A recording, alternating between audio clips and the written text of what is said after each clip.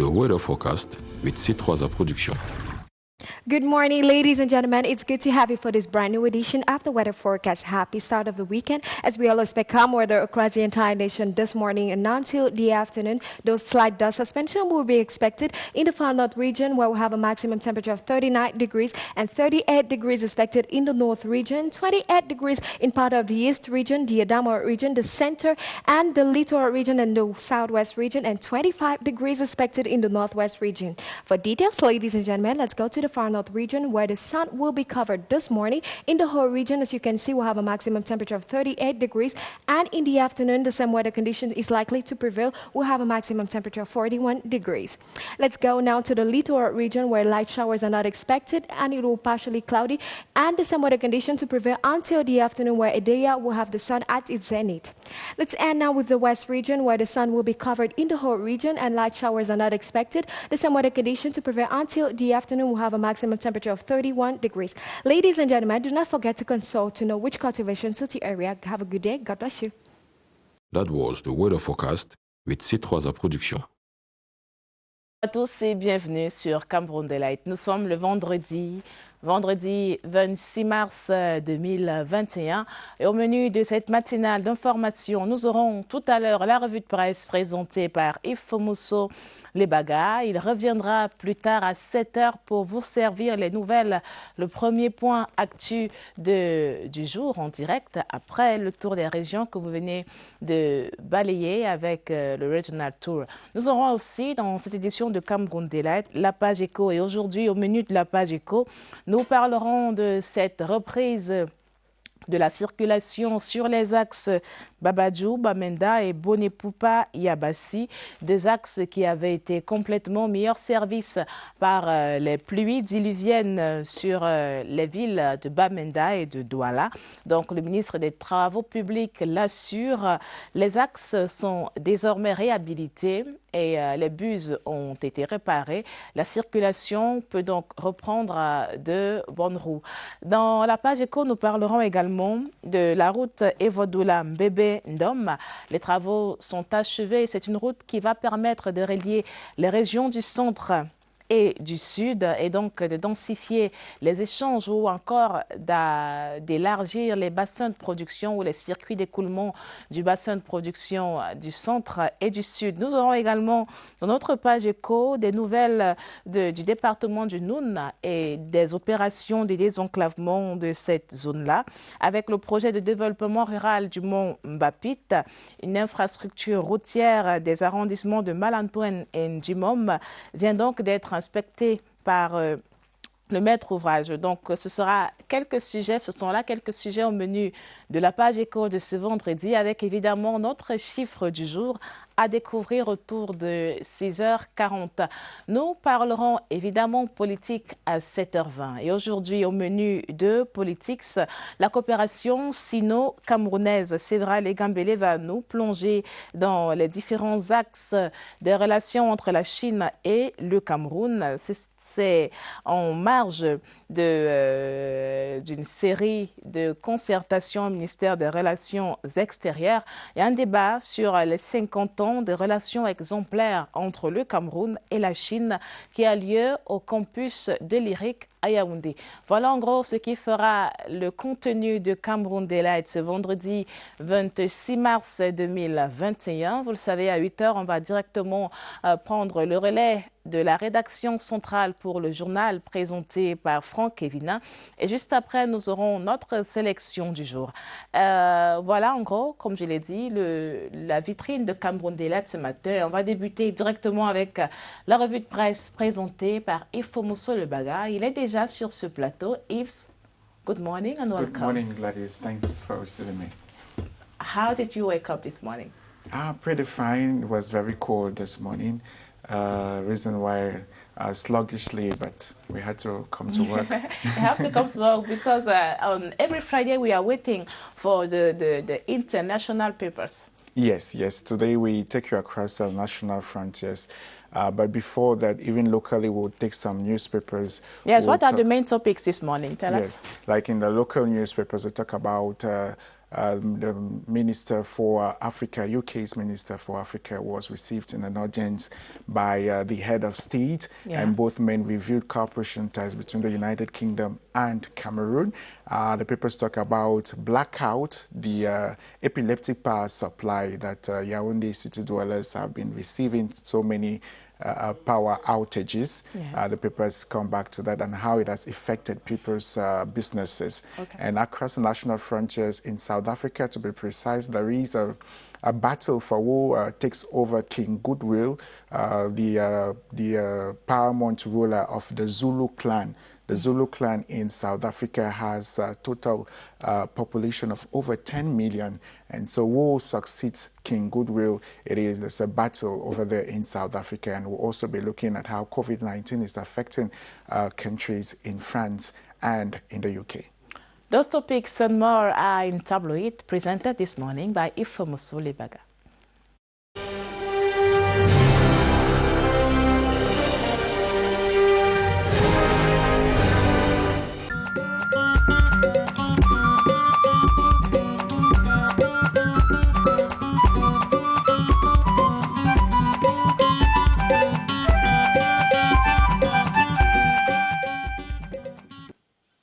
Thanks for the trust. This is Tabloid and CRTV's network. We take a peep at what the papers are saying in Cameroon and across the national frontiers for today. We begin with the Lone National Bilingual Daily locally. Cameroon Tribune says Cameroon Grande-Bretagne Nouveau Départ. James Doddridge, UK Minister for Africa at the Foreign, Commonwealth and Development Office, was received in an audience by the President of the Republic, His Excellency Paul Biya, at the Unity Palace yesterday. Both personalities reviewed the long-standing and excellent cooperation ties that exist between Yaoundé and London. Speaking to reporters after the 90-minute meeting with the head of state, James Doddridge said they talked on a number of subjects around the world, the region, and the African Union. More in today's edition of the Bilingual Daily Cameroon Tribune. The Guardian Post says deplorable state of Babajou Bamenda Road worsens. The northwest region was completely cut off from the rest of the country for over 24 hours Thursday, March 25, following the collapse of a bridge along the Bamenda-Babajou stretch. Passengers were seen stranded in the night of Wednesday, breaking Thursday, as a portion of the bumpy road, which has been impassable for weeks, finally gave way, creating a giant trench. You want to know further, or you want to get details in today's edition of the Guardian Post newspaper. In the meantime, Emergence adds that a new firm has been contracted for emergency works along the Bamenda-Babajou Road. Of course, the Minister of Public Works, Emmanuel Ngani-Jumesi, has announced. The announcement was made on Wednesday, March 24, during a working session held at the divisional delegation of public works for the bamboo tools launched in 2017. Construction works along the road, which is supposed to link Yaoundé to Enugu in Nigeria, had stalled for various reasons. And so works will kick off in a few days. Of course, the Bamenda Babajou Road, where now it is now passable, according to Emergence newspaper. Esingang talks about the persistent power outages in the country. City dwellers in Cameroon's political capital, Yaoundé, have been expressing dissatisfaction with the constant power outages and drop in voltage recorded at an increased rate since the beginning of the rainy season. It's no news that whenever rain falls, light goes off. If inhabitants in Yaoundé have gotten used to this phenomenon, the fact that the blackout persists after the rains and remains that way for hours and in some neighborhoods for days is becoming unbearable for many. Esingang tries to portray how city dwellers are feeling with the recent power outages in Yaoundé. Echo News says the epileptic power supply has crippled many businesses In a statement, the power distribution company NAO has said that the recent blackouts recorded as a result of ongoing works on distribution lines. The release indicates the works are aimed at improving electricity supply in affected neighborhoods in Yaoundé, including Kolfolo, Souangusso, and Emane. It is expected to run till March 26. And NAO adds that after the first phase, other works will follow over the next 6 months to reinforce the network on a long-term basis and reduce the frequency of power cuts. And now we take you across the national frontiers. We begin in South Africa. Race for Zulu crown as King Goodwill Zwelithini will stay secret. The Sunday Times writes that the Zulu dynasty has almost been felt numerous times by trials, twists, and tragedies, but it has stood steady through the centuries. The largest ethnic group and a nation in the largest group in South Africa today, counting in excess of 10 million people. The Zulus have a family tree with roots stretching as far back as the migration of the Bantu people from the origins in West Africa throughout the continent several hundred years ago. So they now face a challenge that threatens their growth and relevance. The late King Goodwill Zwelithini, who was laid to rest last week, after serving for almost 50 years, leaves a legacy that is admirable but not replicable. And so you can read further in today's edition of the Sunday Times South African daily newspaper. The Times in the United Kingdom headlines: David Cameron investigated over breach of his own lobbying laws. David Cameron is being formally investigated over a possible breach of lobbying sleaze laws that he brought in when he was Prime Minister. Treasury figures allege that he directly lobbied the Chancellor to secure multi-million round COVID loans for Greensill, a finance firm he was advising.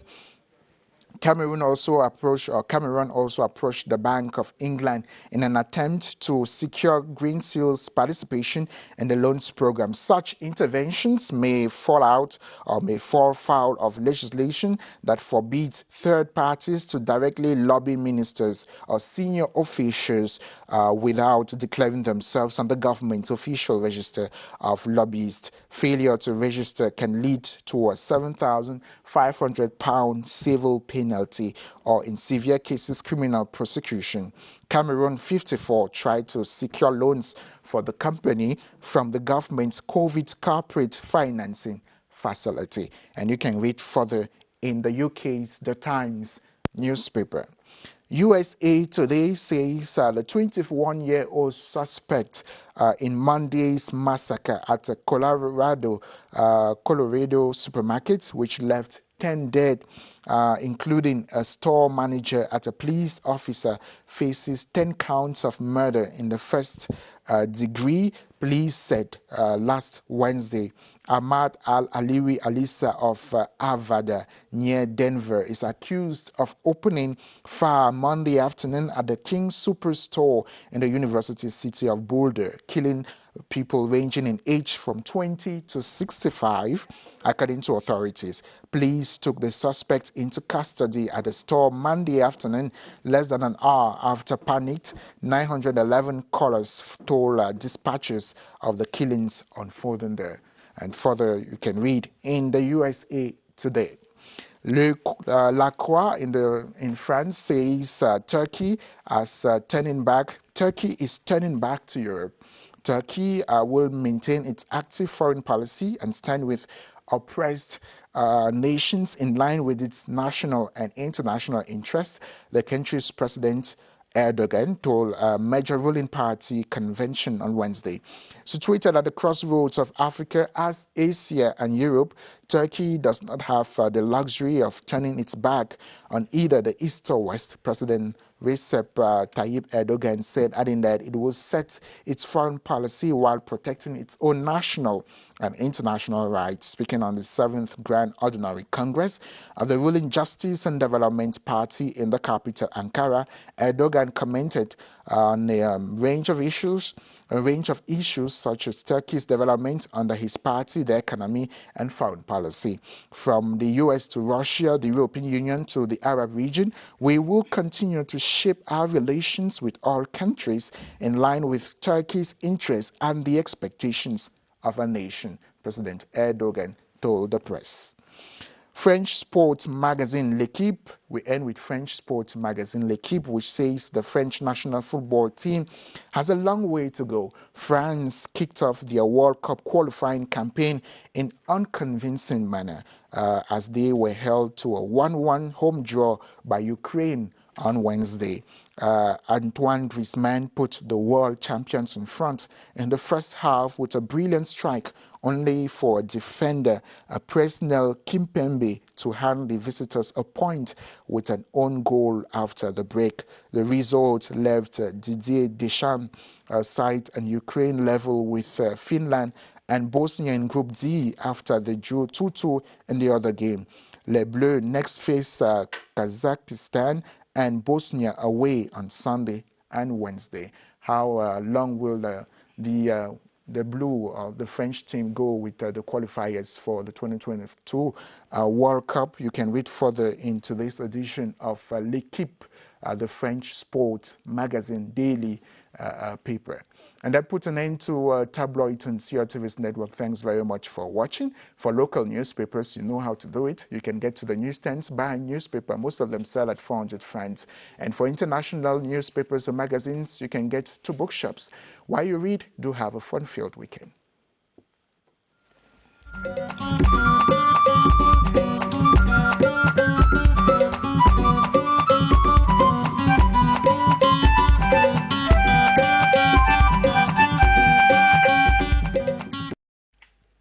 Et tout à l'heure, vous retrouverez Yves Mousseau pour le journal de 7 heures. Dans l'actualité à 17 heures, match entre deux mondes, des éléments, la jungle et l'eau.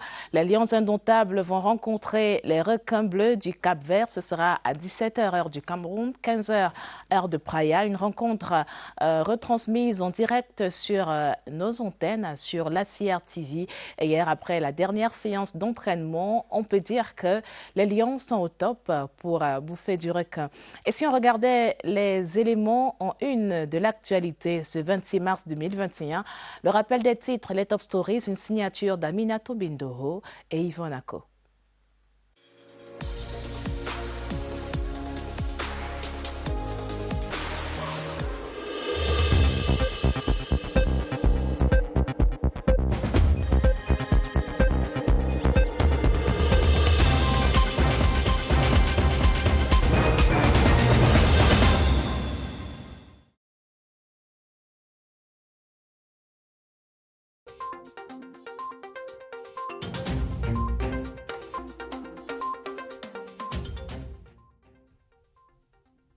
On Thursday, the United Councils and Cities of Cameroon organized an awareness workshop on the use of a secure consignment in the exploitation of non-conscionable mineral substances.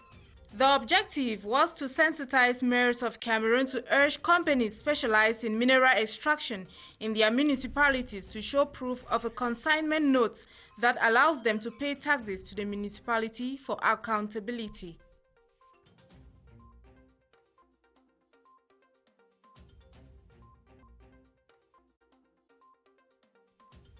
Proprietors of private schools in the East, South, and Central regions have been urged to properly manage state subventions given them or risk suspension and other legal actions. The warning was sounded during a seminar on accountability in Yaoundé organized by the Ministry of Finance.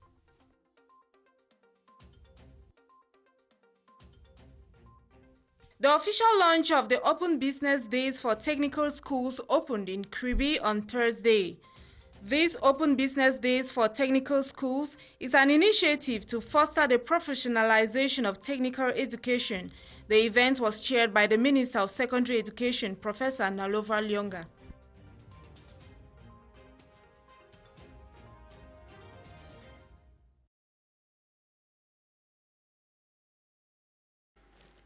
Merci à Yvan Nako pour ce rappel des titres de l'actualité. Ce matin, à Kribi, une campagne de vaccination se poursuit, vaccination contre le choléra. Kribi était l'épicentre de la maladie en 2020 avec une centaine de cas dépistés et une vingtaine de morts de choléra. Donc, la campagne de lutte contre la vaccination contre le choléra est en cours dans le district de santé de Kribi. Et si on parlait économie à présent, aujourd'hui, notre page éco roule comme plusieurs chantiers d'infrastructures routières du Cameroun. Regardez.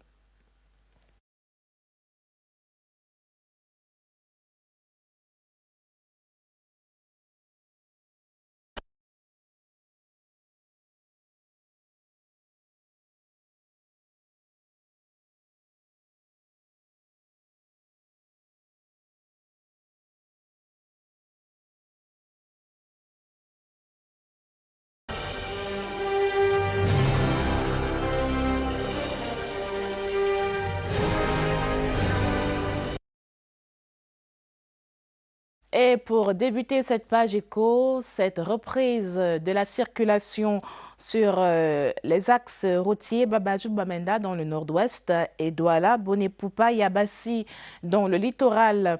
Le trafic avait été interrompu sur ces deux routes-là par des pluies diluviennes, après des pluies diluviennes qui se sont abattus sur ces contrées dans la nuit du 24 au 25 mars et qui ont causé donc l'affaissement de certaines parties de ces deux axes-là, Babadjou, Bamenda et Douala, Bonepoupa, Yabassi. Donc c'est la fin du calvaire pour les usagers, une fin de calvaire annoncée hier en début d'après-midi à Yaoundé par le ministre Emmanuel Nganou Djoumessi, des travaux publics qui a réitéré l'engagement de l'État à parachever ces deux projets routiers.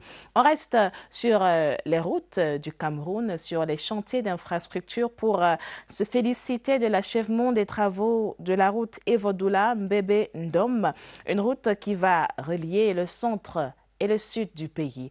Regardons le point des travaux avec Léon Bertrand Tanefo de CRTV Littoral. Il nous présente le linéaire. Le constat de la Banque mondiale suscite régulièrement interrogations et controverses au sein de l'opinion publique. Les coûts des projets routiers au Cameroun étant 2 à 6 fois plus élevés à ceux des projets similaires dans les pays au niveau de développement équivalent. Dans le cadre de la route rurale Evodoula Mbebe Ndom, malgré l'adaptation de certaines caractéristiques des routes nationales, le coût de construction est resté maîtrisé, environ 125 millions de francs CFA le kilomètre, comparé à la moyenne nationale de 205 millions de francs CFA. Elle est moins chère parce que nous avons appliqué un nouveau système CEROC qui consiste à déterminer les coûts des types d'intervention d'une manière forfaitaire. Un système innovant qui conforte par ailleurs les critères de durabilité. Les mesures environnementales ont été respectées. Déjà, il y a une étude d'impact environnemental et social qui avait été menée et avec une conformité environnementale. Je peux vous dire avec beaucoup de motivation que jusqu'à présent, c'est une réussite. Fort de cette expérience, le PIDMA entend désormais l'approfondir sur d'autres routes régionales pour favoriser le désenclavement des bassins de production. Et notre bassin de production sera bientôt totalement désenclavé, cette fois dans le département du Noun. Le projet de développement rural du mont Mbapit, qui s'étend de Malantoine à Njimom, vient d'être inspecté à la satisfaction du maître d'ouvrage. Faisons le point de cet important projet avec André Aristide Combat de CRTV Ouest. Près de 41 km de pistes rurales et routes créées, aménagées et reprofilées, avec un accent particulier sur la réalisation des ouvrages d'art que sont les ponts et les ponceaux. Le projet de développement rural du Mont Bapit assure le désenclavement des zones de production du département du Noun. Le tronçon Mandjekuto, Carrefour Ndjinjankou à Malantouen et le tronçon Manki, Malouré, Mankam, Andimom ont été sillonnés par le coordonnateur du PDRM2. À marge des infrastructures de mobilité rurale, les coopératives ont été galvanisées avec la visite des chantiers de construction des centres commerciaux. Les complexes comprennent un magasin de stockage, des plateformes pour abriter le pool d'engins, des hangars pour commerçants, une salle de réunion assortie de bureaux. Les commodités que sont les toilettes et autres fourrages sont réalisées. L'huile de palme et le maïs constituent les principales spéculations à mettre en valeur. Les palmiers à huile, au niveau de Malantoun, comme son nom l'indique, c'était des palmiers. C'est là notre vraie ressource, la ressource des populations de Malantoun. La santé n'est pas en reste avec le centre de santé intégré de Matiapon, construit et retrocédé. Ici, peut-être, je recevais 2 à 4 personnes. Je sais que la fréquentation va changer. Sur le plan éducatif, l'école bilingue de Foyette a bénéficié d'un bloc de 3 salles de classe inaugurées à la satisfaction de la communauté éducative. On continue à faire le tour des travaux d'infrastructure et la poussière et la boue d'un Kolmeseng à Yaoundé pourraient bien être un mauvais souvenir. On annonce la fin du calvaire des populations de la bretelle Kolmeseng et les Verts, c'est dans l'arrondissement du Yaoundé 5.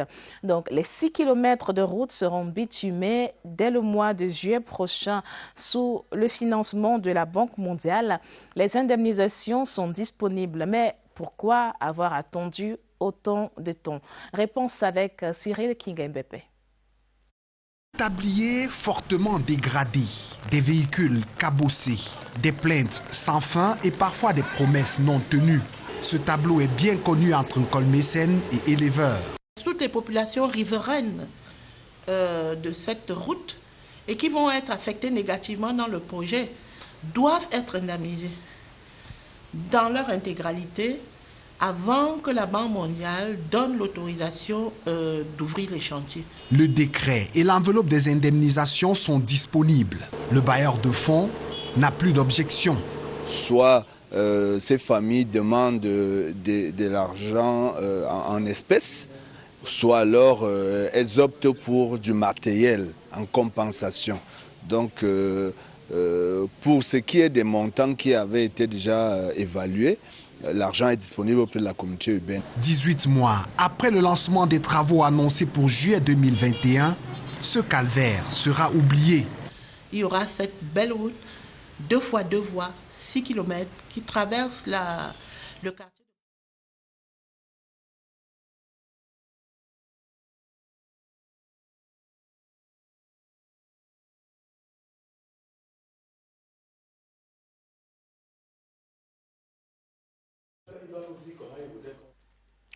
On espère, on attend le mois de juillet prochain pour voir se matérialiser enfin le bitume sur la bretelle de Kolmeseng. Dans la suite de cette page éco, un partenariat lie désormais le projet filets sociaux au BUCREP, le Bureau central de recensement et des études de la population et le projet gouvernemental de lutte contre la pauvreté baptisé filets sociaux sont donc désormais liés par un accord de partenariat. L'accord porte sur la réalisation par le BUCREP de l'enquête de base pour l'évaluation d'impact des mesures d'accompagnement des bénéficiaires du projet filets sociaux. Plus de précisions dans ce reportage d'Alvin Chiselsi.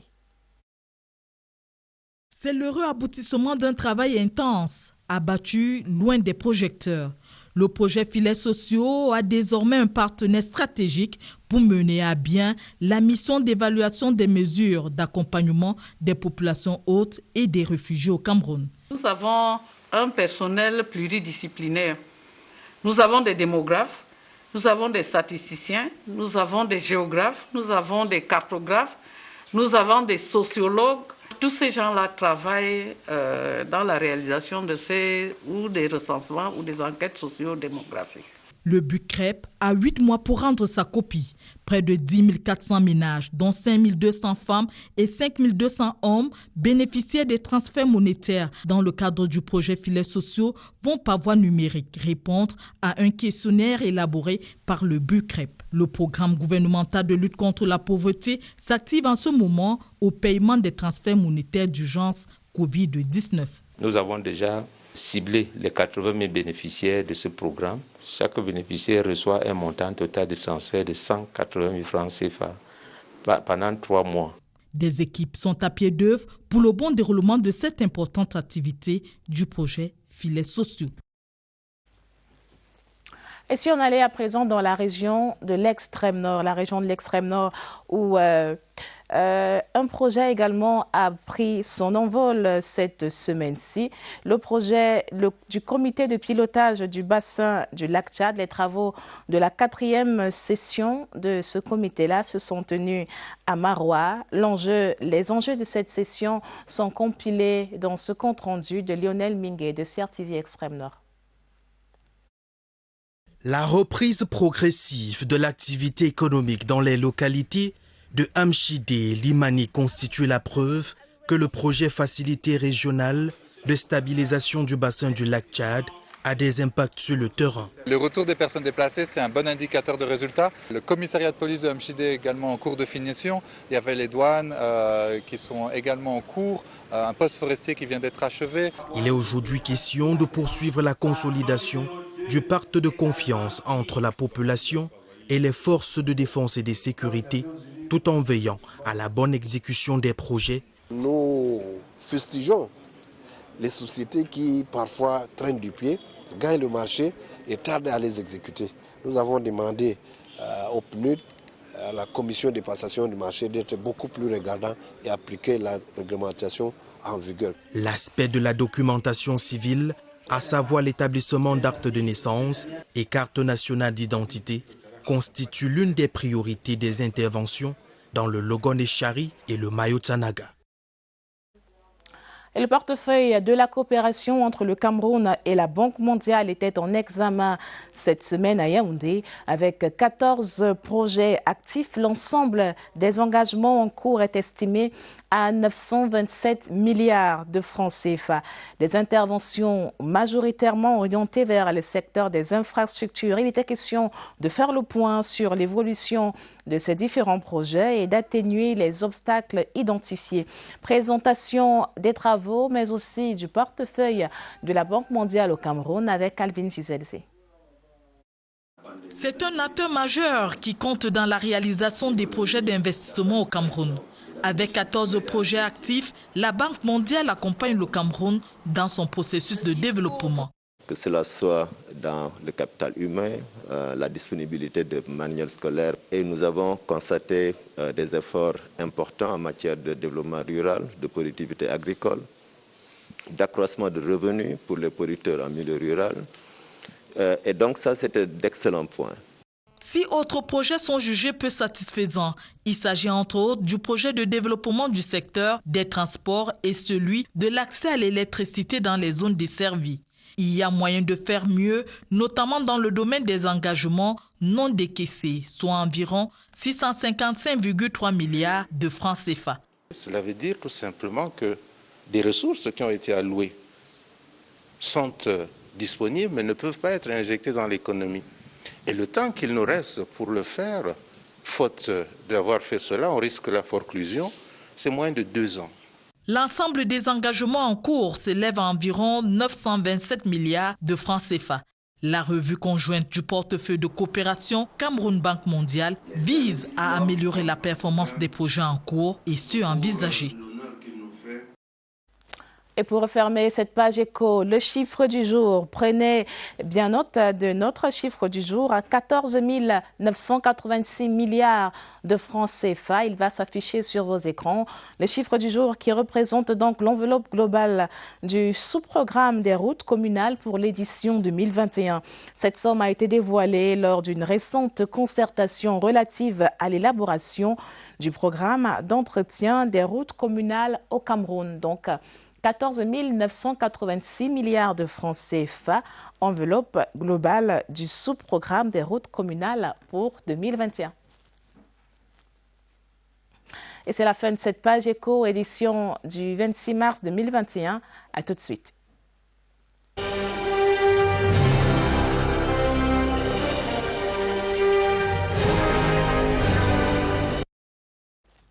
Ce 26 mars, c'est un jour important pour la coopération sino-camerounaise, une date qui marque le 50e anniversaire des relations entre la Chine et le Cameroun. Et pour marquer le coup, une conférence est prévue à l'Institut des relations internationales du Cameroun. Regardons les autres éléments au menu de l'agenda actu de ce 26 mars.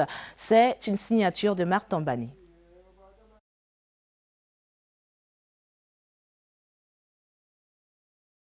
An education forum will take place this March 26, 2021 at the Collège de la Retraite in Yaoundé. The objective of the said forum is to facilitate post-baccalaureate orientation for the students from the school and other establishments invited to this space for exchanging of information on training offer from universities and international colleges in the world and in the country. The Ministry of Employment and Vocational Training, Issa Chiruma Bakari, is organizing this March 26, 2021 from 9 a.m. at Hotel Montfebe in Yaoundé, a workshop to disseminate the guide to measuring jobs created in modern sector of the economy and the conjunction in French on job creation in 2020. In view of the interest that the government and the International Labour Organization grant to the problem of employment. A platform of health professionals, others, in collaboration with the syndicates of physicians, will this Friday, March 26, 2020, meet at 10 a.m. prompt at the ONMC headquarters located in Coleton in Yaoundé. The Open Door Day of Technical Education that started on the 26th enters day 2 this March 26, 2021. This day has as aim to promote the technical education in Cameroon, show the know-how of the students, and present the different sectors such as laboratories equipped for this purpose. Women traditional rulers of Cameroon will end their fair this March 26, 2021. The fair, organized at the Esplanade of the Yaoundé City Council, has as objective to put in place a framework dedicated to transfer experience among the members. The event will end with a gala night. The second edition of the Networking and Business Development Forum for Spanish and Cameroonian Operators Workshop Africa 2021 will take place in Yaoundé as from March 30th to the 31st, 2021. This March 26th, it will be welcoming some of its high personalities, such as the International Director of 100 Lives for Peace, Pablo Masset Bonnel, arrival of Marie-Françoise Afoua, president of the COUFDA. There will be an audience on the 29th of this month. The opening ceremony on Monday, 30th, and will end on the 31st of March 2021. It is an important moment of sharing of opportunities, of rescuing of workers for Cameroonian decentralized territorial collectivities, such as resulting turn towards boosting their economic potential in the following areas such as health, digital transformation, education, sports, and more. Thank you, Laura Bateea, for that daily agenda. It's now time to link the newsroom for the 7 a.m. newscast presented this morning by Yves Somoso Lebaga.